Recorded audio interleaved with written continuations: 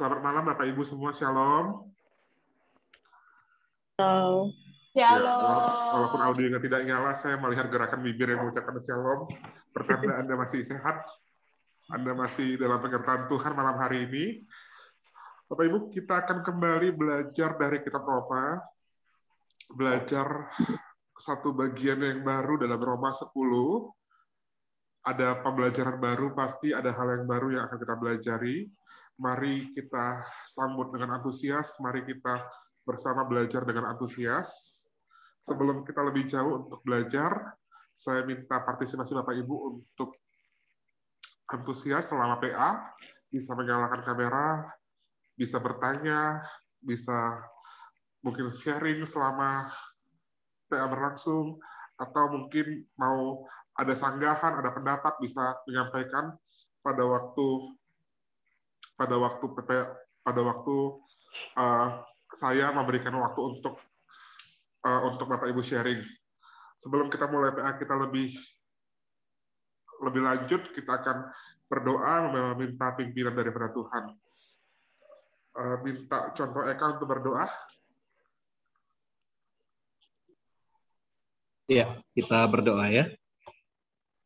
Tuhan, kami mengucap syukur malam hari ini ada kesempatan kami boleh berkumpul bersama untuk belajar kebenaran-Mu dan belajar menghidupinya Tuhan. Bukan hanya untuk mengisi pikiran kami, tapi juga memohon Tuhan membakar hati kami untuk kami boleh sungguh-sungguh juga melakukan firman. Berkati untuk setiap kami yang sudah hadir pada malam hari ini, berkati juga untuk contoh Silpa dan juga contoh Wandi yang akan mengarahkan kami, biar kiranya urapan Roh Kudus boleh menaungi mereka, boleh menguduskan lidah bibir mereka, sehingga setiap kami boleh diarahkan untuk mengenal Tuhan yang benar, Tuhan yang hidup. Terima kasih Tuhan, kami serahkan juga untuk interaksi kami, biar Tuhan juga bakar hati kami untuk boleh berinteraksi, bertanya hal-hal yang kami tidak mengerti, dan juga membagikan apa yang juga kami boleh pahami. Terima kasih Tuhan, kami serahkan jaringan internet yang kami gunakan dan Zoom yang kami juga pakai, biar Tuhan juga yang menolong. Terima kasih Tuhan, kami berdoa berserah dalam nama Tuhan Yesus. Amin. Amin. Bapak Ibu, hari ini kita bahas Roma 10. Roma 10 bagian ayat 1 sampai ayat 21. Saya akan persilahkan kepada pembicara malam hari ini yang sudah kita kenal bersama, penginjil Silpa. Silakan. Terima kasih contoh Wandi, terima kasih juga untuk semua teman-teman yang sudah boleh hadir malam hari ini ya. Ya, tema kita minggu ini sebenarnya kelanjutan dari materi yang minggu kemarin. Kalau bagian yang kemarin diakhiri dengan pernyataan Paulus bahwa bangsa Israel atau orang Yahudi, mereka mencoba untuk menjadi benar di hadapan Tuhan dengan cara yang salah, yaitu mengandalkan upaya mereka untuk mematuhi hukum. Mereka menolak untuk datang kepada Allah atau menolak untuk beriman di dalam Yesus Kristus. Nah, sebelum kita terlalu jauh, mari kita membuka bersama-sama Alkitab kita dari Roma 10 ayat 1 hingga ayat yang ke-21. Cukup panjang malam hari ini. Roma 10 ayat 1 hingga ayat yang ke-21. Saya akan membacakan bagi kita. Saudara-saudara, keinginan hatiku dan doaku kepada Tuhan ialah supaya mereka diselamatkan. Sebab aku dapat memberi kesaksian tentang mereka bahwa mereka sungguh-sungguh giat untuk Allah, tetapi tanpa pengertian yang benar. Sebab oleh karena mereka tidak mengenal kebenaran Allah dan oleh karena mereka berusaha untuk mendirikan kebenaran mereka sendiri, maka mereka tidak takluk kepada kebenaran Allah. Kebenaran karena iman. Sebab Kristus adalah kegenapan hukum Taurat, sehingga kebenaran diperoleh tiap-tiap orang yang percaya. Sebab Musa menulis tentang kebenaran karena hukum Taurat. Orang yang melakukannya akan hidup karenanya. Tetapi kebenaran karena iman berkata demikian. Jangan katakan di dalam hatimu, siapakah akan naik ke surga, yaitu untuk membawa Yesus turun. Atau siapakah akan turun ke jurang maut, yaitu untuk membawa Kristus naik dari antara orang mati. Tetapi apakah katanya ini, firman itu dekat kepadamu, yaitu di dalam mulutmu dan di dalam hatimu. Itulah firman iman yang kami beritakan. Sebab jika kamu mengaku dengan mulutmu bahwa Yesus adalah Tuhan dan percaya dalam hatimu bahwa Allah telah membangkitkan Dia dari antara orang mati, maka kamu akan diselamatkan. Karena dengan hati orang percaya dan dibenarkan, dan dengan mulut orang mengaku dan diselamatkan. Karena kitab suci berkata, barang siapa yang percaya kepada Dia tidak akan dipermalukan. Sebab tidak ada perbedaan antara orang Yahudi dan orang Yunani. Karena Allah yang satu itu adalah Tuhan dari semua orang, kaya bagi semua orang yang berseru kepadanya. Sebab barang siapa yang berseru kepada nama Tuhan akan diselamatkan. Tetapi bagaimana mereka dapat berseru kepadanya jika mereka tidak percaya kepada Dia? Bagaimana mereka dapat percaya kepada Dia jika mereka tidak mendengar tentang Dia? Bagaimana mereka mendengar tentang Dia jika tidak ada yang memberitakannya? Dan bagaimana mereka dapat memberitakannya jika mereka tidak diutus? Seperti ada tertulis betapa indahnya kedatangan mereka yang membawa kabar baik. Tetapi tidak semua orang telah menerima kabar baik itu. Yesaya sendiri berkata, Tuhan, siapakah yang percaya kepada pemberitaan kami? Jadi iman timbul dari pendengaran dan pendengaran oleh firman Kristus. Tetapi aku bertanya, adakah mereka tidak mendengarnya? Memang mereka telah mendengarnya. Suara mereka sampai ke seluruh dunia dan perkataan mereka sampai ke ujung bumi. Tetapi aku bertanya, adakah Israel menanggapnya? Pertama-tama Musa berkata, aku menjadikan kamu cemburu terhadap orang-orang yang bukan umat dan membangkitkan amarahmu terhadap bangsa yang bebal. Dan dengan berani Yesaya mengatakan, aku telah berkenan ditemukan mereka yang tidak mencari aku telah menampakkan diri kepada mereka yang tidak menanyakan aku. Tetapi tentang Israel, ia berkata, sepanjang hari aku telah mengulurkan tanganku kepada bangsa yang tidak taat dan yang membantah. Teman-teman yang dikasihi di dalam Tuhan Yesus ya, kita malam hari ini memang sangat panjang ya, 21 ayat. Dan saya berharap saya tidak berbicara sendiri malam hari ini, tapi kira-kira mungkin ada kata-kata atau ada bagian-bagian yang tidak dimengerti. Mari kita saling bertanya. Di sini saya tidak sendiri, ada banyak rekan-rekan hamba Tuhan yang juga bersama-sama dengan saya. Jadi kita bisa saling berdiskusi atau mungkin mengungkapkan apapun yang kita tidak pahami di dalam hati masing-masing ya teman-teman ya. Nah, oke, saya share screen dulu ya.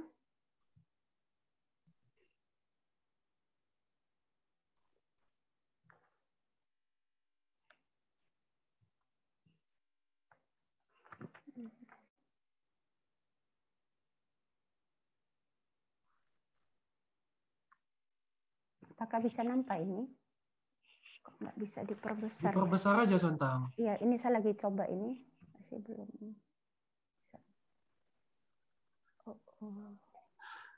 Langsung F5 aja contoh, F5. Sudah saya coba ini, tapi kok F5 aja contoh. Sudah. Slideshow. Yang kiri atas. Sudah. Oke, sip. Oke.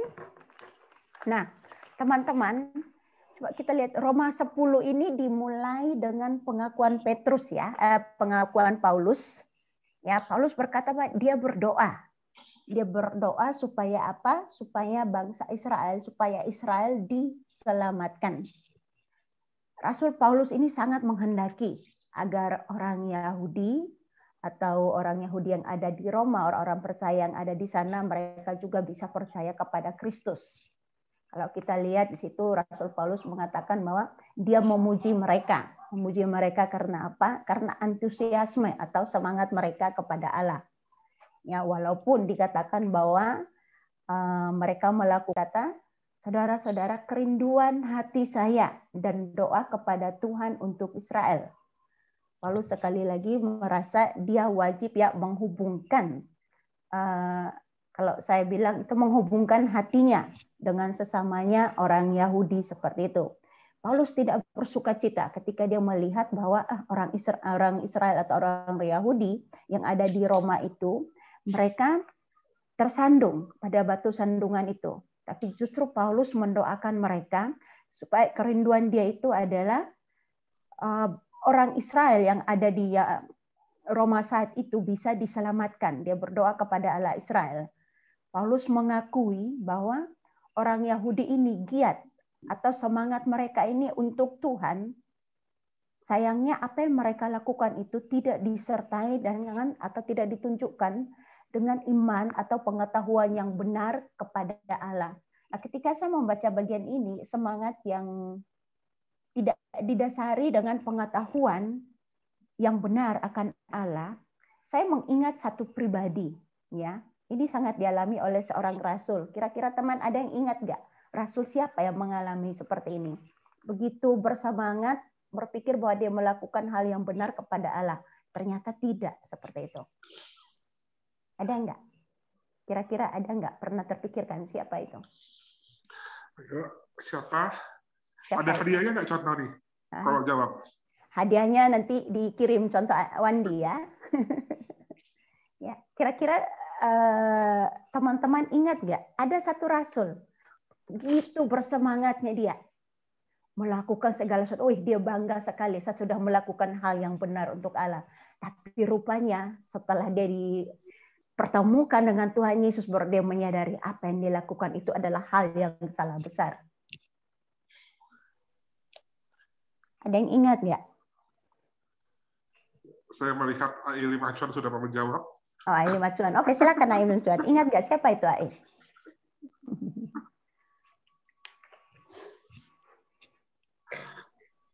Ya, ini adalah pengalaman Rasul Paulus sendiri ya. Kita lihat bagaimana dulu sebelum Paulus bertobat, dia begitu giat melakukan pekerjaan. Apa yang dilakukannya? Memburu orang-orang percaya, memburu orang-orang Kristen saat itu, menganiaya mereka, bahkan dibunuh. Bahkan dalam perjalanan dia menuju ke Damsyik, disitulah dia bertemu dengan Tuhan Yesus. Nah, disitulah dia menyadari bahwa apa yang dilakukan itu adalah hal yang salah. Nah, teman-teman, begitu banyak orang yang mengatakan diri bahwa dia adalah orang yang beragama, ya. Orang yang mengatakan diri bahwa segala sesuatu giat, begitu giatnya saya untuk melakukan segala sesuatu bagi Tuhan. Pertanyaannya bagi kita semua ya, ketika kita punya semangat seperti itu melakukan segala sesuatu bagi Tuhan, melayani Tuhan, apakah kita sudah melakukan itu dengan pengetahuan yang benar atau iman yang benar? Seperti itu. Atau jangan-jangan kita mengatakan bahwa, saya giat melayani Tuhan. Misalnya, saya rajin pergi beribadah supaya apa? Atau saya rajin memberikan perpuluhan supaya, atau saya rajin memberikan persembahan, rajin mengunjungi orang sakit supaya apa? Seperti gitu. Ya. Bagaimana dengan semangat teman-teman semua? Bagaimana dengan semangat kita? Seperti itu. Ya. Saya rasa kalau kita orang percaya, ketika kita giat melayani Tuhan, giat melakukan apa yang Tuhan kehendaki, bukan dengan alasan supaya saya diberkati atau supaya saya diselamatkan, atau dengan alasan-alasan supaya yang lainnya, tetapi sebagai orang percaya ketika kita giat melayani Tuhan atau giat melakukan hal-hal bersemangat untuk melakukan pekerjaan-pekerjaan Tuhan, maka itu adalah alasannya saya melakukan ini karena saya sudah diselamatkan, atau karena apa? Bukan karena saya melakukan ini supaya. Itu adalah bedanya. Melakukan sesuatu bukan supaya, tapi melakukan sesuatu karena. Alasan yang saya petik di sini adalah karena saya sudah diselamatkan. atau karena Kristus sendiri sudah bangkit untuk saya, seperti itu. Nah, itu yang harus kita miliki. Dan itu yang diharapkan Paulus bagi orang-orang Yahudi di Roma saat itu. Makanya dia berdoa, aku berdoa supaya mereka mendapatkan pengetahuan yang benar. Ya, ya, teman-teman yang dikasihi dalam Tuhan, kita lanjut lagi ya. Wah, ini sorry ya, sudah kayak berkhotbah ini. Sudah pakai teman-teman yang dikasihi. Oke, kita lanjut di slide yang berikutnya. Nah, orang Israel atau orang Yahudi yang ada di Roma saat itu, sudah dikatakan tadi ya bahwa mereka begitu bersemangat, tetapi tidak adanya pengetahuan yang benar kepada Allah, tidak punya pengetahuan yang benar. Membuat orang Yahudi itu apa? Mereka mencoba membangun atau membuat kebenaran mereka sendiri. Mereka membuat kebenaran mereka sendiri. Mereka mengabaikan kebenaran Allah. Ya, mereka berusaha membuat kebenaran mereka sendiri, mereka tidak tunduk kepada Tuhan, tidak tunduk kepada kebenaran Allah. Sebenarnya masalahnya di sini adalah Israel itu mereka gagal dalam mempercayai Kristus. Mereka gagal. Mereka tidak hanya gagal mempercayai Kristus, tapi mereka juga tidak taat. Mereka juga tidak taat. Dan saya pikir kalau berbicara tentang ketidaktaatan, ini juga adalah masalah moral ya, masalah moral. Karena apa? Mereka tidak taat, mereka tidak punya pengetahuan. Sudah tidak punya pengetahuan, orang yang biasanya kalau tidak punya pengetahuan pasti terbuka untuk belajar, terbuka untuk mendengarkan. Ini beda dengan orang Yahudi saat itu. Mereka sudah mendengarkan. Mereka sudah mendengarkan. Bahkan sudah dikasih tahu, ini loh Yesus yang sudah bangkit, yang sudah disalibkan dan bangkit untuk menebus kita. Hanya dengan percaya kepada Dia, kita sudah diselamatkan. Tetapi karena sifat mereka yang saya mau bilang ini, moral mereka yang bermasalah, sudah dinasihati, sudah disampaikan melalui firman Tuhan, begitu banyak kali. Bahkan kita lihat di sini, sudah dinubuatkan baik oleh Yesaya, bahkan oleh Musa sendiri, sudah dikasih tahu kitab-kitab yang mereka ini.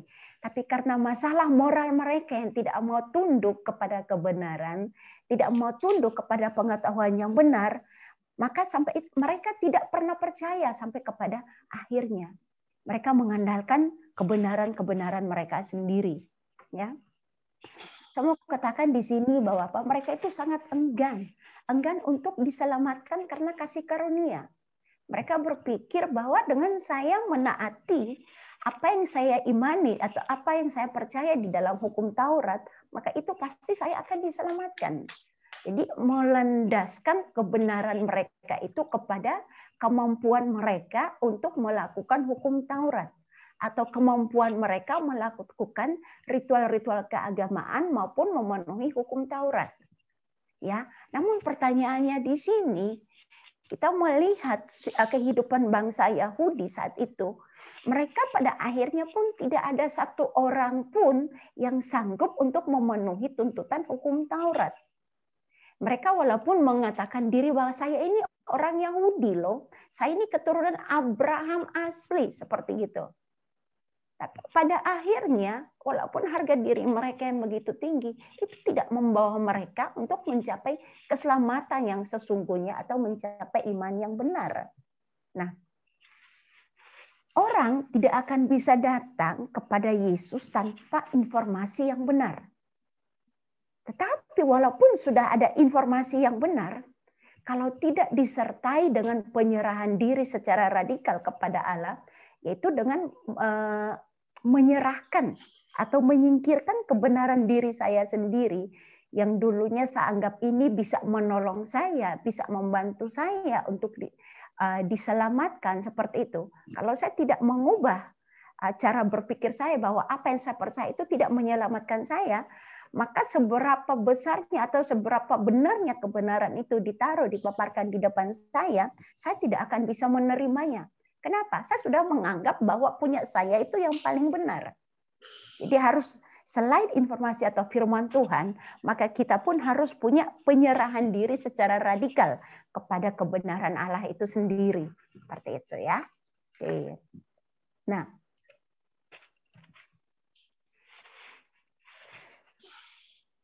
sebaliknya, nah ini, orang Israel mereka terus berharap atau mengharap kebenaran dari melakukan hukum Taurat. Ini saya berpikir bahwa kalau dilihat dari kehidupan orang-orang Yahudi saat ini, mereka itu sangat enggan untuk menerima kebenaran, sangat enggan, bahkan tidak bersedia untuk diajar seperti itu. Pikiran mereka itu sangat tertutup, ditutupi oleh keegoan mereka sendiri, keangkuhan diri mereka sendiri yang mengaku sebagai orang yang memiliki garis keturunan langsung dari Abraham, bahkan pemilik hukum Taurat itu sendiri. Mereka sudah sangat jelas mendengarkan Injil ya dari rasul-rasul, tapi mereka tetap enggan untuk percaya. Nah, di ayat yang tadi, ayat yang keempat, dikatakan bahwa Kristus adalah kegenapan dari hukum Taurat. Kristus adalah kegenapan dari hukum Taurat. Bagi orang yang percaya atau orang dan taat kepada Tuhan, Taurat itu tergenapi di dalam Kristus. Dalam arti bahwa ketaatan orang percaya, ketaatan kepada hukum tidak lagi menjadi dasar bagi saya untuk bisa berkomunikasi dengan Allah. Ketaatan saya itu tidak bisa menjadi dasar bagi saya untuk berhubungan atau berkomunikasi dengan Allah. Kenapa? Karena Kristuslah yang menjadi dasar dari persekutuan antara saya dengan Allah. Saya tidak akan bisa berkomunikasi dengan Allah tanpa Kristus atau tanpa kebenaran melalui karya yang sudah dikerjakan oleh Kristus. Sebenarnya ini yang harus dipercaya dan harus diimani oleh orang-orang Yahudi di saat itu. Bahkan juga saat ini, saat kita sekarang saat ini.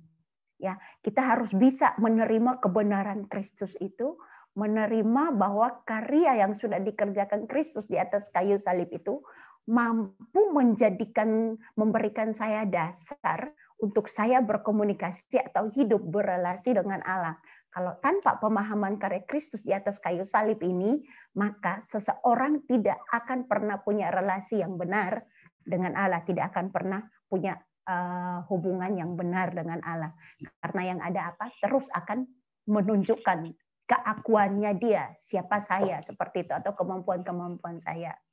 Nah, ketika kita diperhadapkan dengan Kristus, karya Kristus, maka kita bisa melihat bahwa sesungguhnya kebanggaan saya itu tidak ada apa-apanya.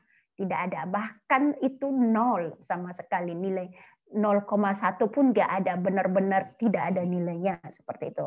Ya, orang yang melakukan hukum itu akan hidup karena hukum.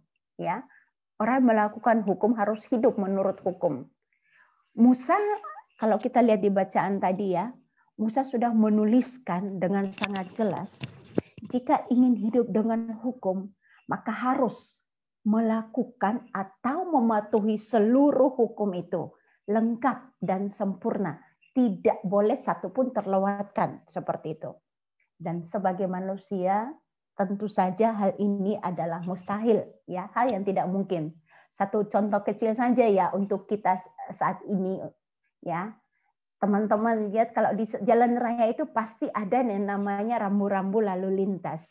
Biasanya kalau orang melihat rambu-rambu lalu lintas mengendarai sampai dengan warna kuning, itu artinya apa itu? Kalau warna kuning? Yang saya tahu itu jalan. Oh, jalan, warna kuning itu jalannya. Dipacu makin cepat ya, dipacu makin cepat ya gitu. Ya. Saya pernah bersama dengan mobil sopirnya ini dari InDriver. Begitu lampu kuning, dari jauh lampu kuning, bukannya siap-siap untuk berhenti, gasnya makin dinaikkan seperti gitu. Saya dalam hati berkata, inilah manusia. Ya, kadang itulah prinsip manusia seperti itu. Ya, hukum ada, peraturan ada untuk dilanggar. Itulah manusia.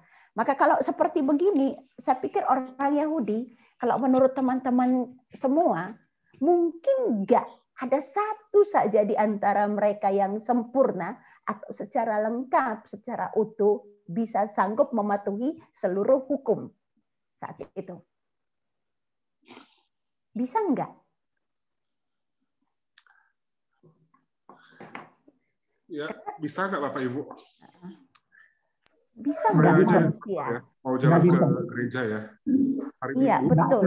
Nggak ada. Nggak ada sama sekali. Berapa puluh yang saya hadapi? Nggak ada. Sebab kalau ada saja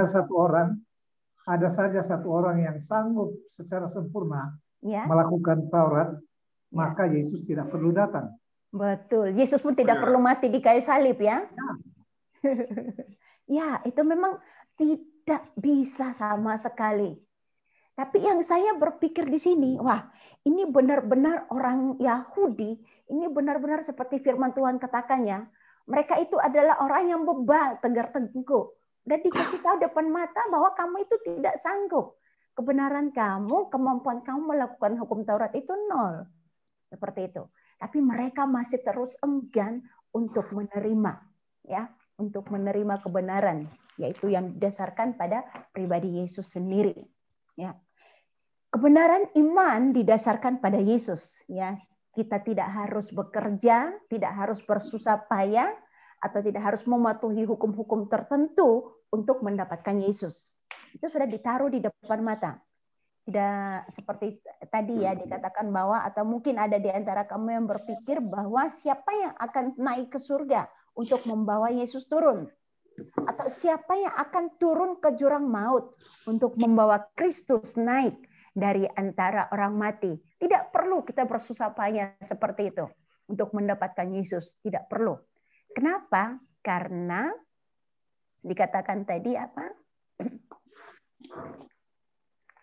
Firman, karena firman itu dekat kepadamu, di dalam mulutmu dan di dalam hatimu. Di dalam mulut artinya apa? Sangat dekat dengan saya, di dalam hati saya. Artinya ada bersama-sama dengan saya, seperti itu. Maka saya melihat Pak Paulus ini sangat keras. Kenapa kamu harus berusaha keras untuk dibenarkan dengan melakukan hukum Taurat? Kalau sebenarnya kamu sudah langsung dapat menerima kebenaran itu hanya dengan percaya. Apa sih sulitnya percaya seperti gitu? Ya, ayat yang ke-8b. Firman itu dekat kepadamu, yang di dalam mulutmu dan di dalam hatimu. Sudah sangat dekat.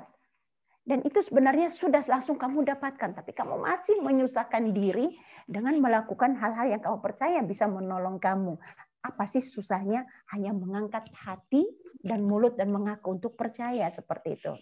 Ya, nah, seperti tadi saya bilang ya, kalau saya bilang ini orang Yahudi ini ya punya kebiasaan membuat hal yang mudah itu menjadi hal sulit. Artinya mereka menyukai kesulitan-kesulitan seperti itu.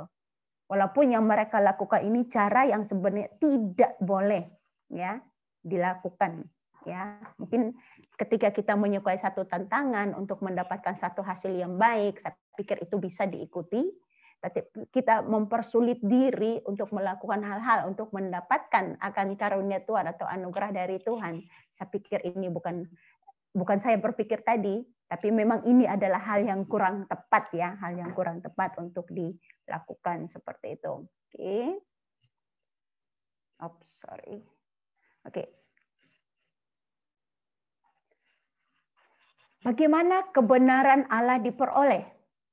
Bahwa jika Anda mengaku dengan mulut Anda Tuhan Yesus dan percaya dalam hati Anda bahwa Tuhan telah membangkitkan Dia dari antara orang mati, Anda akan diselamatkan. Karena dengan hati orang percaya dan dibenarkan, dan dengan mulut orang mengaku dan diselamatkan. Karena kitab suci berkata, barang siapa yang percaya kepadanya tidak akan dipermalukan. Karena tidak ada perbedaan antara orang Yahudi dan Yunani. Karena Tuhan yang sama atas segalanya, kaya bagi semua orang yang berseru kepadanya. Karena siapa yang memanggil nama Tuhan akan diselamatkan. Ya, firman Tuhan ini jelas ya. Jika Anda mengaku dengan mulut Anda dan percaya dalam hati bahwa Tuhan telah membangkitkan dia, Yesus, dari antara orang mati, maka kita diselamatkan, Anda akan diselamatkan. Sangat jelas di sini bahwa kebenaran Tuhan tidak didapatkan dengan usaha atau perbuatan manusia. Kita mendapatkan pembenaran itu hanya dengan mengaku percaya. Mengaku dan percaya kepada siapa? Yaitu kepada pribadi Yesus dan juga kepada karyanya yang dikerjakannya di atas kayu salib. Nah, mengaku di sini artinya saya setuju, ya. Saya setuju bahwa Yesus itu adalah Mesias. Mengaku juga berarti bahwa saya setuju bahwa kematiannya di kayu salib itu adalah jalan satu-satunya bagi saya untuk diselamatkan. Artinya apa? Kalau saya sudah percaya itu jalan satu-satunya, artinya tidak ada lagi jalan lain. Tidak ada lagi yang namanya usaha untuk bisa diselamatkan seperti itu. Nah, mengaku di sini atau percaya juga artinya apa? Saya menempatkan Yesus. Menempatkan Yesus di tempat tertinggi dalam hidup saya. Kalau kita membuat urut-urutan prioritas dalam hidup kita, maka ketika saya mengaku dan percaya kepada Yesus, artinya apa? Yesus itu adalah tempat yang terutama, nomor satu. Tidak bisa diganti dengan yang lain-lainnya seperti itu. Yang pertama yang harus dilakukan. Ya, jadi Yesus itu adalah tempat tertinggi di dalam hidup saya. Seperti itu. Pengakuan kepada Yesus ini juga bisa, kalau saya bilang itu secara implisit, itu memberikan ketaatan, ya, berbicara tentang ketaatan dan juga penghormatan seperti begitu, ya. Maka sudah pasti saya yang mengaku atau orang yang mengaku percaya bukan hanya sebatas intelektual saja, ya.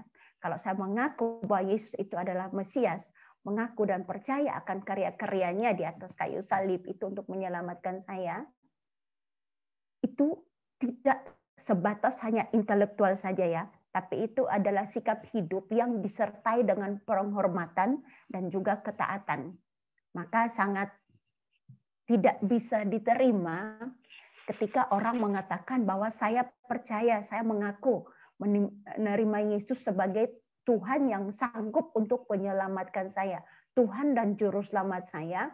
Tapi setelah kita mendengarkan pengakuan itu, justru tidak ada perubahan-perubahan, tidak ada sikap hidup atau tidak ada ketaatan-ketaatan di dalam kehidupannya yang sesuai dengan firman Tuhan seperti itu. Karena ketika kita mengaku itu secara implisit sudah menyiratkan bahwa saya taat kepada firman Tuhan, ya, menghormati firman Tuhan, menghormati Tuhan seperti itu. Maka ketika orang yang masih belum bisa membaca firman Tuhan aja masih ogah-ogahan, harus terus diperintah, terus disuruh seperti itu. Jadi saya mau katakan bahwa ya ketaatan atau pengakuan itu belum secara sadar dia sendiri memahami itu bahwa sesungguhnya Yesus itu menjadi prioritas saya seperti itu. Ya, karena ketika kita sudah mengaku Yesus itu harus menjadi yang prioritas. Ya, yang berikutnya lagi iman yang menyelamatkan adalah iman yang bersandar dan bergantung sepenuhnya tanpa rasa takut. Ya, percaya bahwa Yesus Kristus itu sudah cukup untuk menyelamatkan saya. Tidak perlu lagi saya melakukan perbuatan-perbuatan atau ketaatan kepada hukum-hukum tadi seperti yang tadi saya katakan di awal tadi, ya.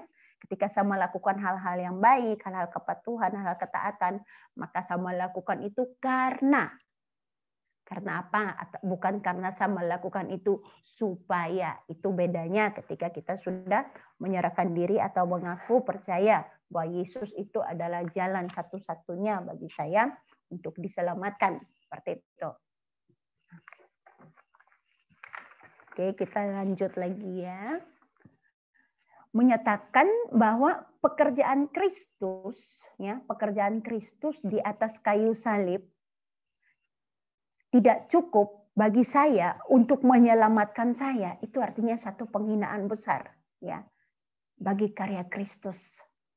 Ketika saya merenungkan ini, bagian firman Tuhan ini, ketika kita mengatakan bahwa karya Kristus itu tidak cukup bagi saya untuk bisa diselamatkan, kita harus bisa menambah ini, melakukan hal-hal yang baik, melakukan perbuatan-perbuatan yang baik, melayani, atau memberikan persepuluhan, memberikan persembahan-persembahan seperti itu. Ya, dengan tujuan untuk diselamatkan, maka saya mau berkata bahwa itu adalah satu penghinaan besar bagi karya Kristus. Karena secara tidak langsung kita mengatakan bahwa Tuhan, apa yang Engkau lakukan di kayu salib itu belum cukup. Belum selesai, belum cukup untuk apa? Belum cukup untuk menyelamatkan saya, belum cukup untuk memberikan saya keselamatan. Maka ini loh Tuhan, saya harus nambah ini lagi. Saya harus melakukan ini lagi loh Tuhan supaya saya selamat. Ini satu penghinaan besar bagi karya Kristus. Ya.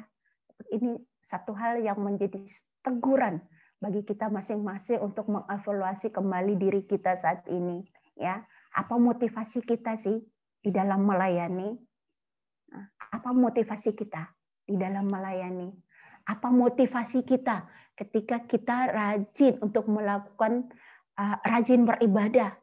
Apa motivasi kita ketika kita rajin melakukan hal-hal yang Tuhan kehendaki? Jangan sampai kita giat melakukan hal-hal yang baik, tapi seperti orang Yahudi tadi ya, tanpa diikuti dengan pengetahuan yang benar. Saya pikir sampai di sini dulu untuk sementara. Mungkin ada yang mau sharing tentang pengalaman-pengalamannya secara pribadi seperti itu, ya, atau mungkin ada yang mau memberikan tanggapan tentang materi yang bagian ini. Setelah itu baru kita lanjutkan. Silakan, Sentawandi. Ya, Bapak Ibu dipersilakan. Ada yang mau sharing atau bertanya atau menyanggah juga tidak apa-apa. Oke, sambil menunggu ya, mungkin saya mau sedikit tanya sama Contoh Silva.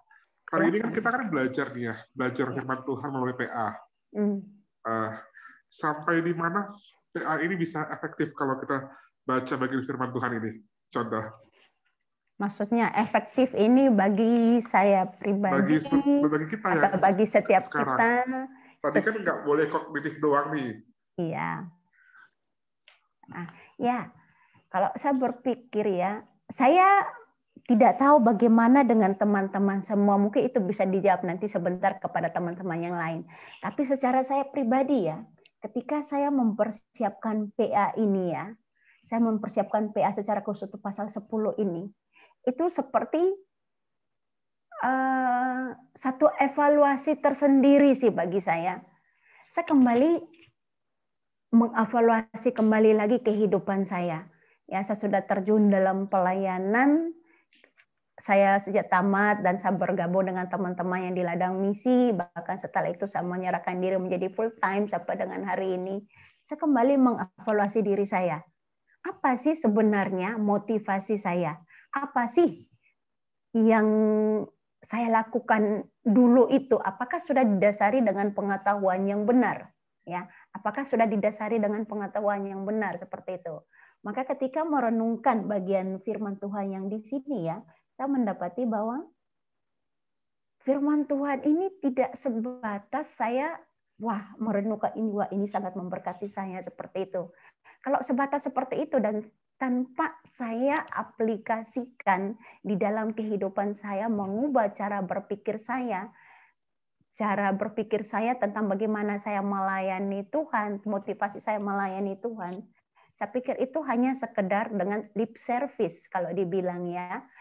Saya hanya ngomong aja seperti itu. Tapi toh sebenarnya tidak ada yang kalau bilang tidak ada satu hal pun yang secara signifikan bisa mengubah hidup saya seperti itu. Kenapa? Cuman itu sekedar lip service aja, mengisi pengetahuan saya. Oh, ternyata surat Roma di pasal ini maksudnya itu seperti ini, seperti ini. Tapi tanpa dibarengi dengan pengetahuan seperti gitu. Jadi ini menjadi tantangan sih seperti itu. Tidak hanya merenungkan firman Tuhan, tapi bagaimana menghidupi firman Tuhan itu. Kayak tadi contoh bilang juga ya, Israel sebenarnya bukannya tidak tahu, mereka tahu, iya, tapi mereka tahu. enggan. Betul. Enggan. Ya Bapak Ibu, ada yang mau bertanya, silakan. Ada yang mau mungkin sharing selama ini mungkin saya cuma sebatas pengetahuan kognitif, atau saya ada hal-hal yang sesungguhnya, loh selama ini saya tersadar bahwa saya cuma hobi dengar khotbah, tapi tidak hobi menghidupi khotbah.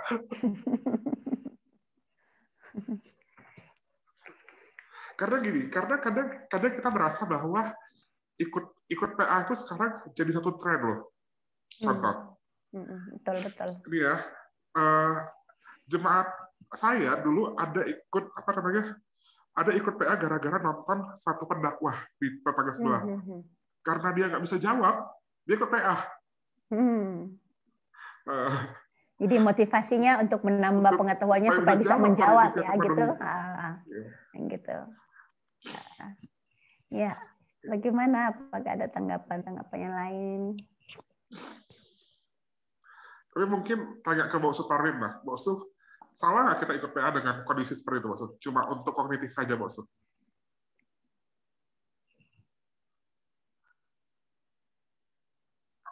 Audionya belum nyala, Mbak Su.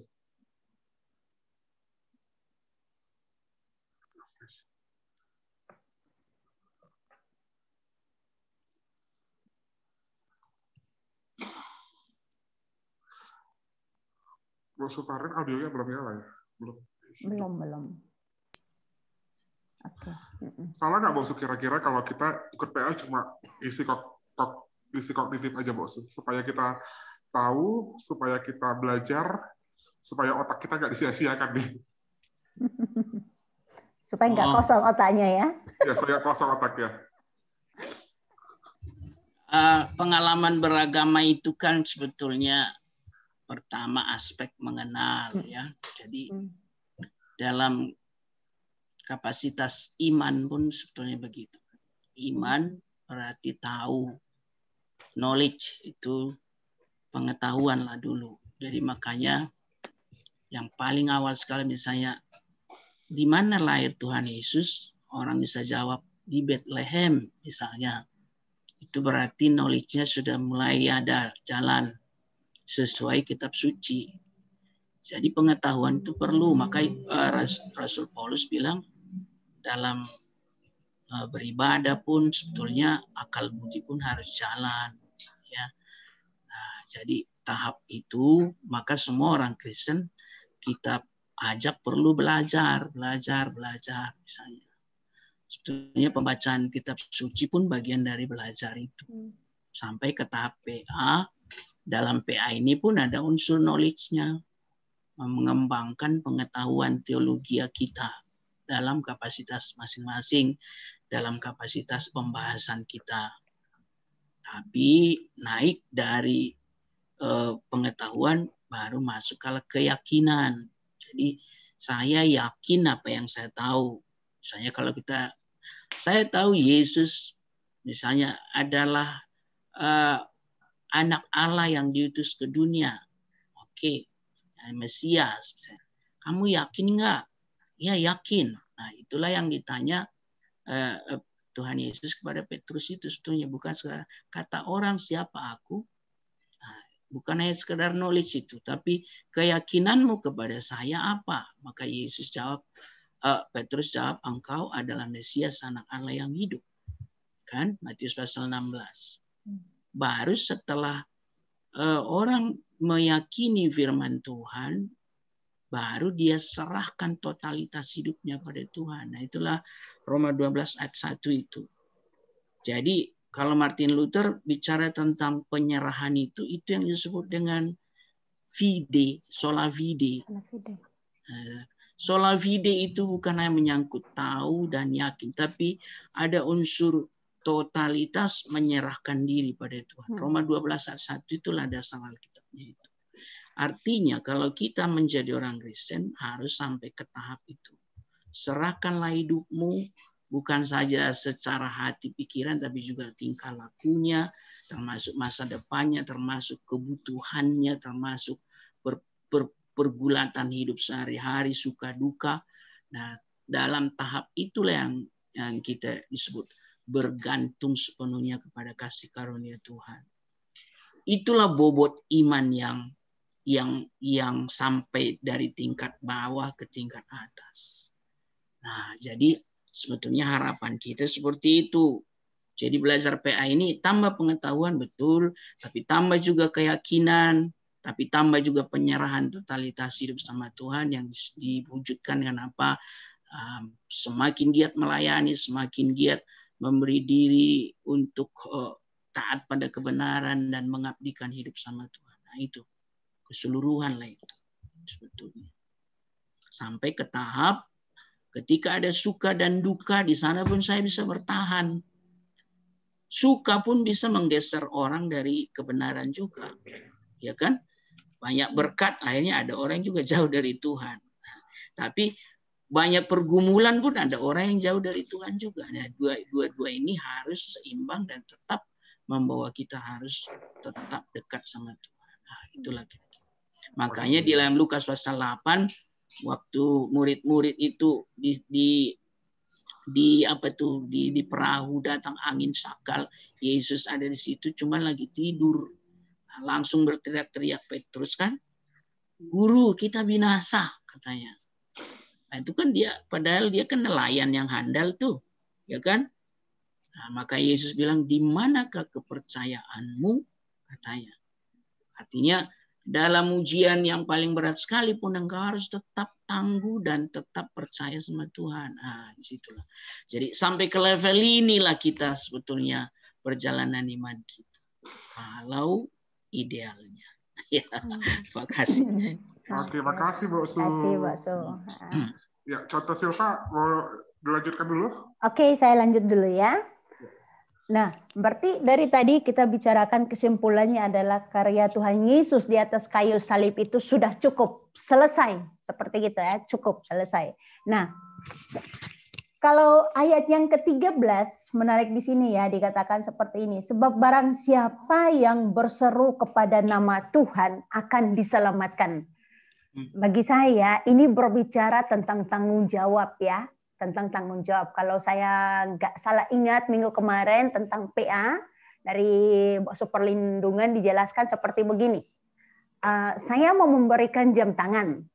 Saya memberikan jam tangan kepada satu orang, seperti itu. Saya hanya, saya berikan jam tangan ini kepada kamu. Tapi kalau orang yang mau diberikan itu tidak punya reaksi untuk datang mengambil jam tangan itu, maka walaupun Mbok Superlindungan sendiri sudah menyatakan akan memberikan, jam tangan itu akan tetap menjadi milik. Ya, akan tetap seperti gitu. Nah, berarti yang berbicara di sini itu berbicara tentang keselamatan ini. Keselamatan itu memang Tuhan sudah sediakan. Bagi dikatakan apa? Bagi seluruh dunia, bagi setiap orang. Tetapi saya mau katakan di sini apa? Keselamatan itu hanya akan efektif bagi mereka yang menyambut. Ya, keselamatan itu hanya akan efektif bagi mereka yang menyambut, bagi mereka yang mau berseru dan menerima itu. Seperti itu, ya. Nah, kalau kita baca lagi untuk rincian ayat yang dari 14 sampai dengan ke-15, itu adalah pentingnya pemberitaan Injil. Pentingnya kita memberitakan tentang kabar baik atau kabar kebenaran itu, ya. Allah seharusnya karena dia adalah Allah, dia tidak perlu membutuhkan manusia. Dia bisa saja memakai malaikat, bisa saja memakai nabi-nabinya seperti itu untuk memberitakan kabar baik itu kepada manusia, kepada saudara-saudara kita, kepada keluarga kita. Bisa saja dia melakukan itu. Namun itulah Allah. Dia tidak melakukan itu sendiri dengan kuasanya, tapi dia memilih untuk apa? Bermitra. dengan saudara dan saya ya. Allah memilih untuk bermitra dengan kita masing-masing ya. Dia tidak memilih atau mengutus malaikatnya seperti itu, tapi dia mau memilih kita sebagai mitranya, memilih manusia untuk menjadi mitranya supaya apa? Injil Tuhan itu bisa dikabarkan supaya banyak orang bisa berseru kepadanya. Nah, kalau begitu, ketika saya melihat ayat yang berikutnya 16 sampai dengan 21, kalau kita bilang bahwa Injil perlu diberitakan supaya orang bisa berseru. Pertanyaannya, apakah Israel tidak pernah mendengarkan Injil? Nah, ya, apakah mereka tidak pernah mendengarkan seperti gitu? Karena kita lihat ayat yang ke-16 sampai dengan ayat 21 ini berbicara tentang ketidakpercayaan Israel, ya. Cara untuk memperoleh keselamatan itu sederhana sekali sih sebenarnya, sangat sederhana. Sudah disediakan bagi setiap orang, tapi dibutuhkan tanggung jawab kita. Kita hanya merespon seperti itu. Nah, mengapa Israel tampaknya tidak diselamatkan, ya? Atau Israel tampaknya disingkirkan dari hadapan Tuhan, seperti itu. Apakah Tuhan salah di dalam memilih umat Israel sebagai umatnya? Apakah Tuhan salah? Ya, tentu saja tidak. Tentu saja tidak seperti itu. Ya. Atau bagaimana, Contoh Wandi? Apakah Tuhan salah memilih? Dia tak pernah salah. Ya, Tuhan tidak pernah salah ketika memilih bangsa Israel sebagai umatnya seperti itu. Karena dikatakan apa? Israel ini tidak percaya akan kabar baik yang disampaikan melalui para nabi. Ya, juga tidak percaya kesaksian Injil akan karya-karya yang sudah dikerjakan oleh Yesus. Meskipun Israel sudah mendengarkan kabar baik itu, namun mereka tidak ya. Mereka tidak memiliki iman kepada Kristus. Firman Tuhan sudah disampaikan, ya. Firman Tuhan sudah disampaikan. Mereka sudah mendengarkan. Wah, apakah ini slide saya yang bermasalah atau apa? Kok nggak bisa lanjut? Oke, sorry. Oke, sudah. Firman Tuhan sudah disampaikan. Mereka sudah mendengarkan Injil, mereka sudah mendengarkan tentang bagaimana Yesus disalibkan, bagaimana Yesus mati dan dibangkitkan kembali, bahkan Yesus yang sama yang sudah naik ke surga, mereka sudah mendengarkan semua itu. Ya. Namun mereka tidak percaya. Sampai pada saat ini dikatakan apa? Mereka sama sekali mereka tidak percaya. Kenapa? Hati mereka yang degil, hati mereka yang keras sudah menutup mereka dari kebenaran apa yang sudah mereka dengarkan itu. Ya seperti tadi saya katakan kasarnya itu adalah mereka orang yang bebal, ya. Kalau kita berbicara dengan orang yang bebal, orang yang tidak mau diajar, orang yang sudah menganggap diri dia benar, melakukan hal yang benar tanpa menyadari diri bahwa dia salah, maka kamu mau ngomong berulang-ulang sampai mulut ini kering, nggak bisa ngomong lagi pun, orang itu tetap tidak akan pernah mau percaya. Kenapa? Dia sudah mengatakan, saya tuh yang benar, seperti itu. Yang saya lakukan itu adalah hal yang benar. Ya. Dan pada akhirnya, walaupun mereka tidak percaya setelah pemberitaan Injil itu, Allah masih memakai cara lain lagi. Allah memakai bangsa lain. Tujuannya untuk apa? Allah memakai bangsa lain atau membawa bangsa lain untuk diselamatkan. Hanya dengan tujuannya apa? Supaya membuat bangsa Israel itu cemburu. Ya, ketika saya sampai ke bagian ini, saya tersenyum. Kenapa? Saya berpikir seperti orang lagi pacaran. Orang lagi pacaran, sudah di ini, ceweknya ini masih terus ngambek, masih tidak mau percaya, masih tidak mau ini. Oh, si cowok ini membuat dia cemburu seperti gitu. Apakah dia masih mau percaya atau tidak? Masih mau kembali berbaikan seperti itu atau tidak? Seperti itu. Tuhan sudah memakai cara membawa bangsa lain untuk diselamatkan. Namun sekali lagi ya, bangsa Israel itu tidak bergeming sedikit pun. Ya, wah hebat, itu tidak bergeming sama sekali. Tetap kepada pendirian mereka untuk tetap melakukan kebenaran hukum Taurat seperti itu. Mereka sangat mengabaikan akan kabar keselamatan itu. Bahkan dikatakan lagi buat Nabi Yesaya ya Yesaya memberikan kepada mereka itu sebagai peringatan, namun tetap diabaikan seperti itu. Artinya kita lihat Injil sudah diberikan kepada mereka, ya. Tuhan sudah memberikan kesempatan kepada mereka untuk mereka bisa belajar kebenaran itu dan akhirnya terbuka iman mereka untuk menerima Kristus. Itu pun tidak pernah diterima oleh mereka. Maka ketika saya mengatakan tadi, apakah pemilihan Tuhan atas umat Israel itu salah? Tidak, tidak salah.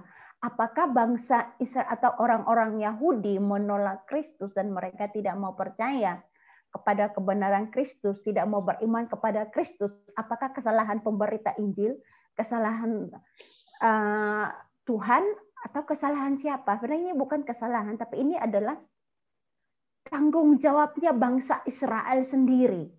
Sudah begitu banyak cara diberikan Tuhan kepada mereka melalui pemberita Injil, melalui nabi-nabinya, melalui nubuatan-nubuatan, tapi mereka masih tetap pada pendirian mereka, yaitu tetap tidak beriman. Pada akhirnya masih tetap dikatakan, ayat yang ke-21 dikatakan apa? Tapi tentang Israel ia berkata, sepanjang hari aku telah mengulurkan tanganku kepada bangsa yang tidak taat dan yang membantah. Sudah diberikan. Inilah tanggung jawabnya Israel. Mereka tidak meresponi, mereka tidak menerima anugerah keselamatan itu. Sudah diberikan, tapi tidak ada tindakan dari mereka. Maka ketika mereka disingkirkan atau ketika mereka tidak terselamatkan, itu adalah tanggung jawab mereka secara pribadi. Nah, kita pun seperti begitu. Nah, Tuhan sudah memberikan kepada kita keselamatan. Tuhan memberikan kepada kita anugerah, kesempatan untuk terus hidup bersama-sama di dalam Tuhan.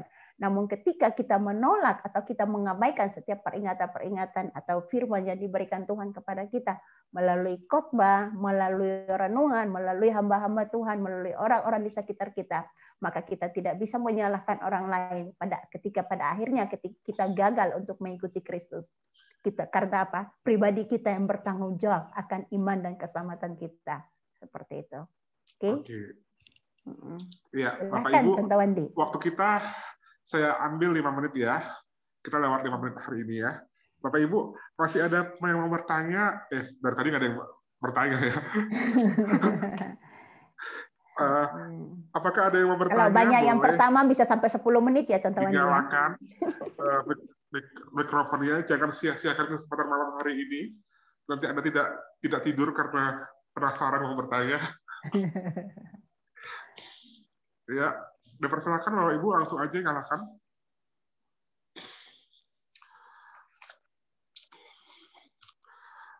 Oke. Bapak Ibu, kita hari ini belajar tentang banyak hal, khususnya tentang bagaimana Israel yang enggan dan Israel yang enggan, bahkan dikatakan mereka seorang yang dikatakan tahu firman Tuhan, tapi realitanya mereka tidak menghidupi hal tersebut. Mereka tidak menyadari bahwa firman Tuhan adalah satu anugerah yang begitu besar, satu karunia yang begitu besar yang mereka terima. Mereka sadar dengan hal itu, tapi mereka menyia-nyiakan. Hal yang mereka sia-siakan bukan hanya firman Tuhan, bahkan kasih karunia Tuhan yang begitu berharga mereka sia-siakan. Pertanyaan bagi setiap kita semua. Saya ketika baca ini saya bertanya, apakah saya termasuk orang yang demikian? Orang yang sudah memperoleh kasih karunia Tuhan, tapi orang yang sering sekali lupa dan menyia-nyiakan kasih karunia itu. itu mungkin bisa kita renungkan malam hari ini, mungkin menjadi satu perenungan kita. Banyak sekali pembahasan-pembahasan di gereja, di PA, kita mungkin menyalahkan Israel sebagai orang yang degil, orang yang enggan mengikuti perintah Tuhan. Tapi apakah kita juga orang yang demikian? Orang yang degil, orang yang enggan menaati perintah Tuhan, bahkan orang yang sama sekali tidak peduli terhadap firman Tuhan. Hari ini kalau tidak ada yang bertanya, saya akan sudahi di sini, minta closing statement dari Contoh Silva deh. Untuk closing statement-nya ya teman-teman, saya pribadi sudah diberkati, sangat diberkati dengan firman Tuhan ini. Malam hari ini, PA kita malam hari ini ya, tentang motivasi saya pribadi kepada Tuhan, mengevaluasi kembali diri saya, pelayanan saya, bahkan hidup saya, perjalanan saya selama bersama dengan Tuhan sampai dengan hari ini, bahkan untuk selanjutnya seperti begitu. Ya, firman Tuhan ini saya harapkan seperti tadi kata contoh Wandi, kiranya ini juga menjadi pengingat bagi kita, menjadi rambu-rambu bagi kita dalam rangka ketika kita melayani Tuhan atau kita melakukan apapun, giat melakukan apapun kepada Tuhan, apa yang menjadi motivasi saya, apa yang menjadi tujuan saya seperti itu. Apakah supaya nama Tuhan dimuliakan sebagai bentuk terima kasih saya, ucapan syukur saya kepada Tuhan karena keselamatan yang diberikan Tuhan, ataukah saya melakukan itu untuk supaya apa seperti itu. Jadi ini menjadi satu motivasi tersendiri bagi saya, penguat bagi saya ketika saya melangkah bersama Tuhan sampai dengan saatnya nanti saya kembali bersama dengan Tuhan. Jadi saya harapkan firman Tuhan ini berbicara malam hari ini, dan teman-teman juga semakin giat terus untuk merenungkan firman Tuhan, hidup di dalam firman Tuhan, dan kita pada minggu-minggu ke depannya bisa bersama-sama kembali di pasal yang selanjutnya, pasal yang ke-11 lagi minggu depan. Saya harapkan minggu depan juga teman-teman sudah sudah membaca duluan, mempersiapkan pertanyaannya, supaya tim penyaji minggu depannya lagi kita bisa langsung berdiskusi saja bersama-sama seperti itu. Atau bagaimana contoh Wandi? Iya, baik sekali. Kita bisa dipersiapkan, baca dulu bagiannya, mulai rasakan bahwa membaca firman Tuhan, khotbah adalah kesempatan untuk bermitra dengan Tuhan, kesempatan untuk berrelasi dengan Tuhan, kayak tadi katanya contoh Silva. Kita akan akhiri. Saya sudah lama nggak dengar suara Contoh Purnama nih untuk berdoa. Kita Contoh Purnama untuk berdoa. Kalau rindu jangan di sini, Lawan. Oke, mari kita berdoa. Bapak, kami sungguh bersyukur untuk setiap penyertaan Tuhan dalam kehidupan kami. Terlebih kami bersyukur untuk malam hari ini, hamba-Mu, Contoh Silva dan Contoh Wandi boleh saling memperlengkapi kami malam hari ini. Biarlah setiap apa yang boleh kami dengar itu dapat menjadi kekuatan bagi kami sendiri, dan itu boleh semakin meneguhkan iman kami kepada Tuhan. Tuhan, waktu malam hari ini kami akan beristirahat, kiranya Tuhan tolong jagai kami dimanapun kami berada saat ini. Kami mau menyerahkan seluruh kehidupan kami ke dalam Tuhan. Di dalam nama Yesus kami berdoa dan mengucap syukur. Amin. Amin.